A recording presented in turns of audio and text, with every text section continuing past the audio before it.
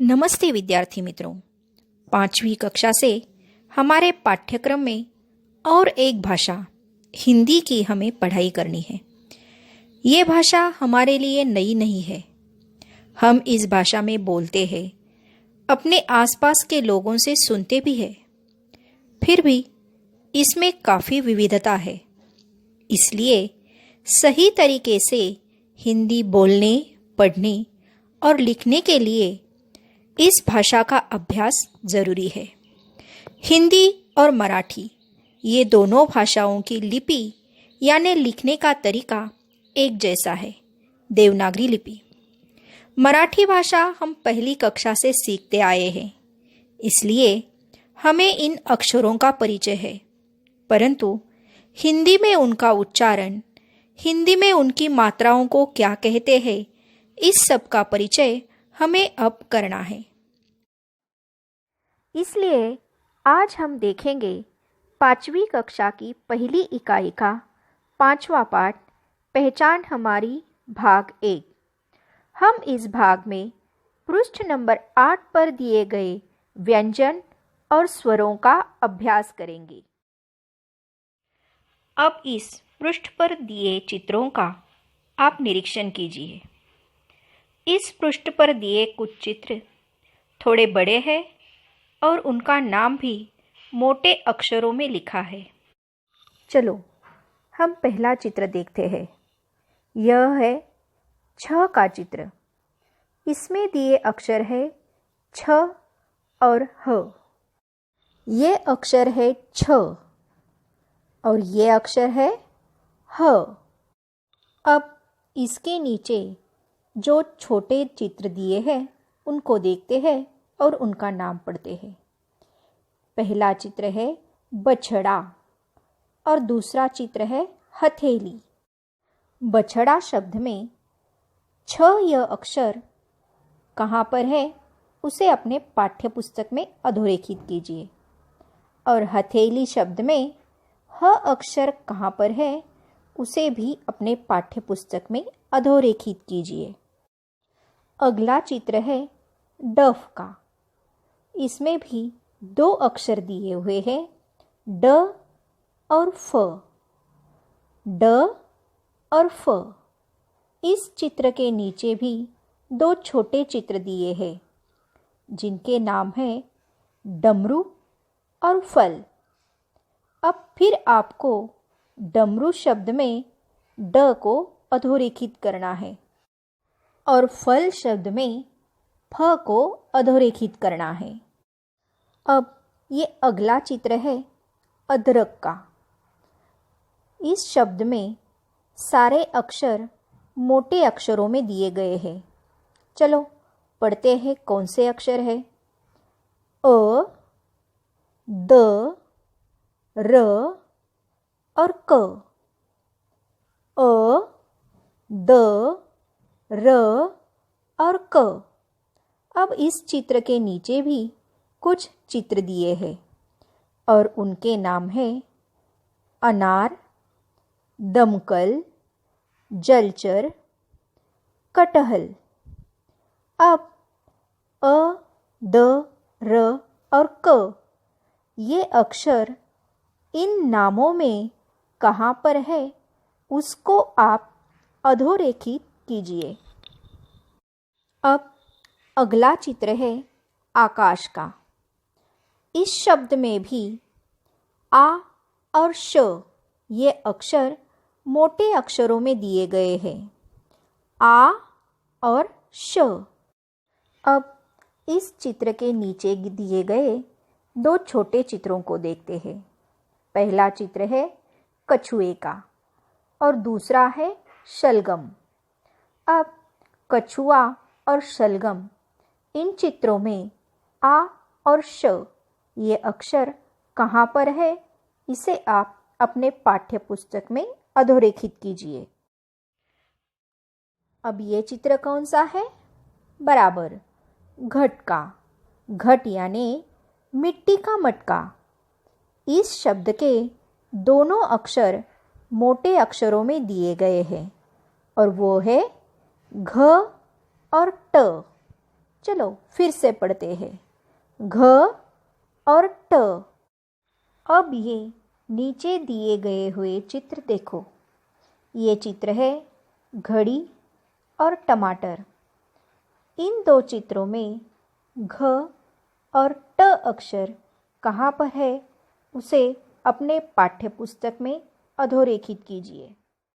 अब ये आगे का चित्र है हाथ का। इस चित्र में हाथ इस शब्द में थ यह अक्षर मोटे अक्षरों में दिया गया है। मेरे साथ दोहराए, थ। फिर से पढ़िए, थ। अब इस चित्र के नीचे एक चित्र दिया है जिसका नाम है थपकी। अब इस चित्र में थ यह अक्षर कहाँ पर है इसे आप अधोरेखित कीजिए। अब इस पृष्ठ पर पड़े अक्षरों को दोहराते हैं। छ, ह, ड, फ, अ, द, र, क, आ, श, घ, ट, थ।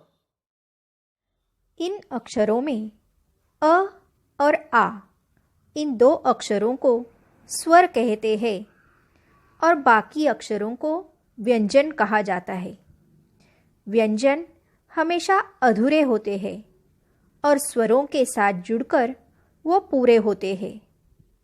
छ, ह, ड, फ, द, र, क, श, घ, ट, थ ये सारे अधूरे व्यंजन हैं।